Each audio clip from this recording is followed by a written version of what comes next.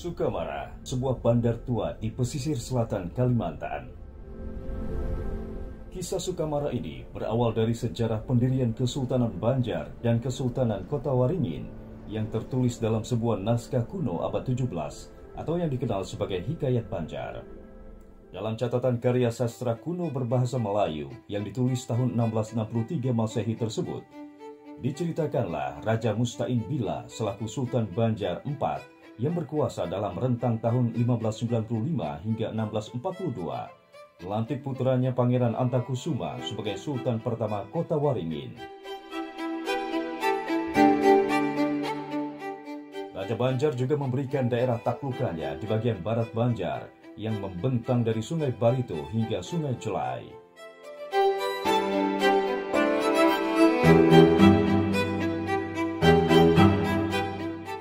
Tahun 1620, sepulang dari Banjar dan hendak kembali ke kota Waringin melalui jalur Sungai Jelai, Sultan Antakusuma menemukan sebuah kampung di persimpangan Sungai Jelai dan Sungai Bila.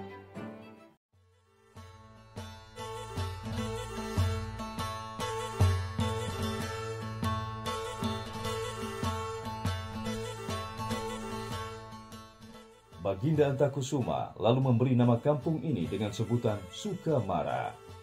Suka berarti senang dan Mara bermakna maju ke depan.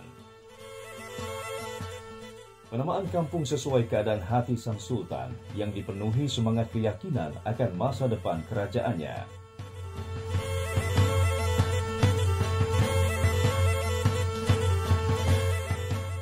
Puncak kejayaan Bandar Sukamara pada masa Sultan Imanuddin di abad 19.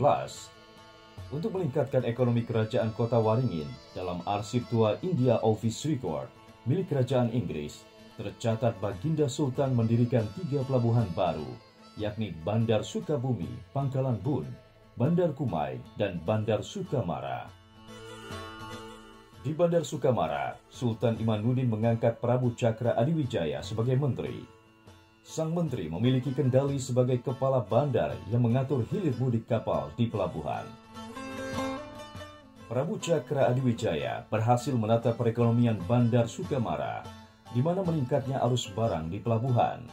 Kabar tersebut tersiar ke berbagai wilayah, hingga banyak perantau dari wilayah Nusantara berlabuh dan menetap di Bandar Sukamara.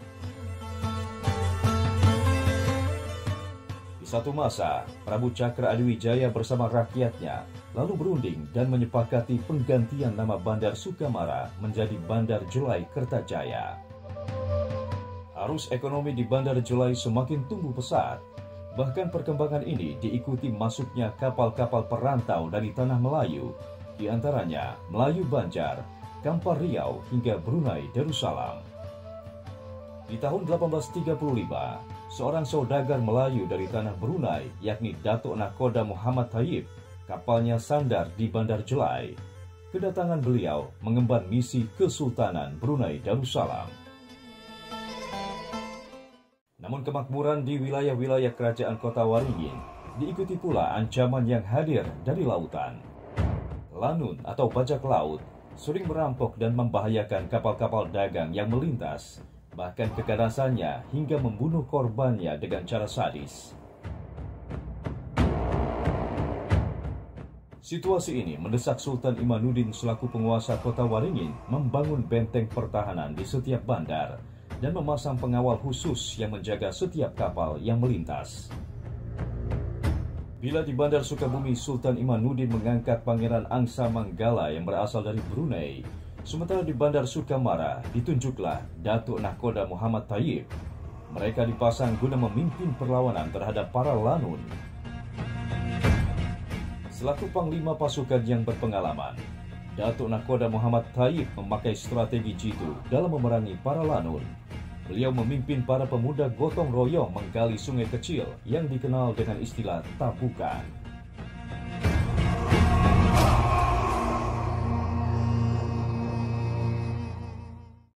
Pada masa kolonialisasi Nusantara abad 19, Kerajaan Banjar berhasil ditaklukkan penjajah Belanda dan menghapus Kerajaan Banjar tahun 1860.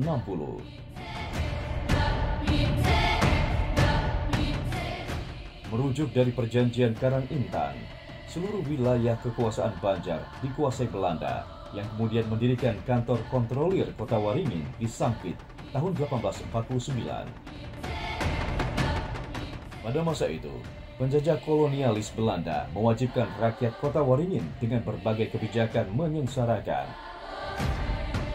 Mulai dari tanam paksa perkebunan karet, pajak tinggi, hingga pungutan lainnya.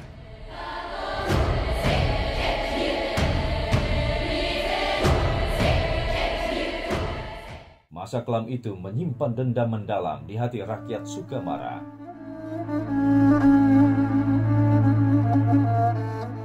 Seabad berlalu, rakyat Sukamara menanti perubahan nasib, yakni bebas merdeka. Memanfaatkan masa revolusi, tepatnya akhir tahun 1945, para pemuda bersiap melakukan perlawanan. Melalui perjuangan terorganisir, mereka bergabung dalam pasukan pembela tanah air dan angkatan muda.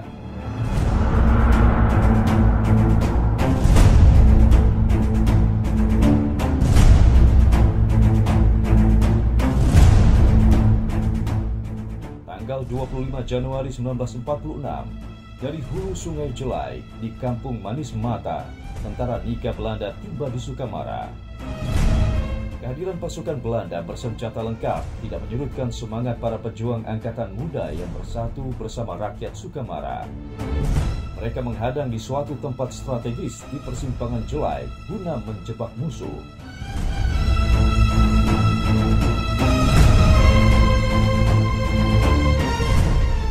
Tercatat dari 200 serdadu Nika, diketahui 146 orang tewas dalam pertempuran tersebut. Banyaknya korban hingga serangan dibatalkan dan rombongan tentara Belanda ditarik mundur ke Pangkalan Bun. Pihak Belanda tidak menerima kekalahan pasukannya. Pada 10 April 1946, mereka membalas dengan agresi militer kedua. Dengan berjalan kaki, pasukan Belanda memasuki dan mengepung Sukamara melalui 4 arah.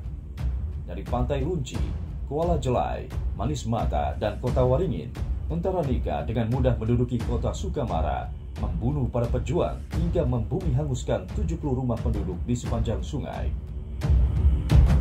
Namun pembantaian itu justru semakin mengobarkan dan membangkitkan kembali perlawanan rakyat Sukamara. Sementara para pejuang yang gugur membela Sukamara tercinta, namanya kini diabadikan sebagai nama jalan di bumi Gawi Barinjam.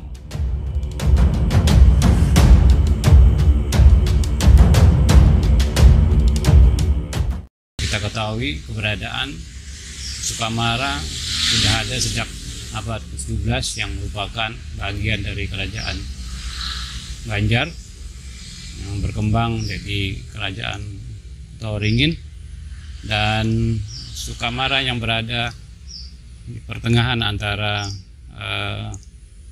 kerajaan Sukadana dan kerajaan Banjar, sehingga membentuk yang sekarang pun kita rasakan antara perpaduan budaya Banjar dan budaya Melayu yang ada di Kalimantan Barat sangat menonjol di Kabupaten Sukamara.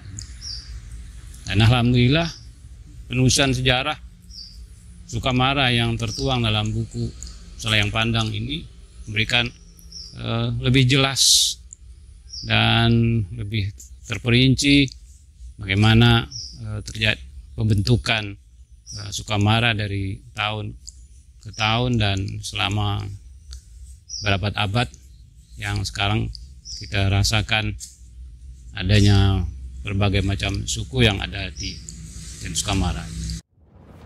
Sejak 1 Mei 1950, Kesultanan Kota Waringin telah bergabung dengan pemerintah RI yang sah di Yogyakarta. Pangeran Ratu Anom Alamsah di hadapan Bung Karno berikrar menyatakan tekad dan mendukung perjuangan revolusi kemerdekaan. Bergabung dalam Kesatuan Republik Indonesia, Kesultanan Kota Waringin kemudian berubah status sebagai daerah administratif Swapraja yang di kemudian hari, seiring berkembangnya ketatanegaraan, menjelma sebagai Provinsi Kalimantan Tengah. Dan bagi Sukamara di tahun 1983, statusnya ditingkatkan menjadi wilayah kerja pembantu Kota Waringin Barat. dengan cakupan 3 kecamatan penyokong, yakni Kecamatan Jelai, Sukamara, dan Balai Riam. Memasuki masa reformasi pembangunan, pemerintah pusat memberikan kesempatan pembentukan daerah otonomi baru. Selama 2 tahun persiapan, panitia pemekaran bekerja keras guna lahirnya Kabupaten Pemekaran Kota Waringin Barat.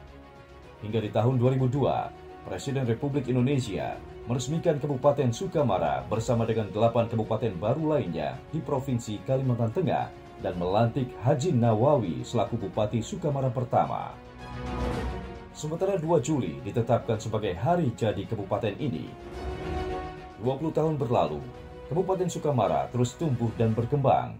Bukti penamaan Suka dan Mara yang lahir dari Pangeran Antakusuma di masa lampau mampu terwujud dari tekad segenap rakyat Sukamara sejak dulu hingga kini.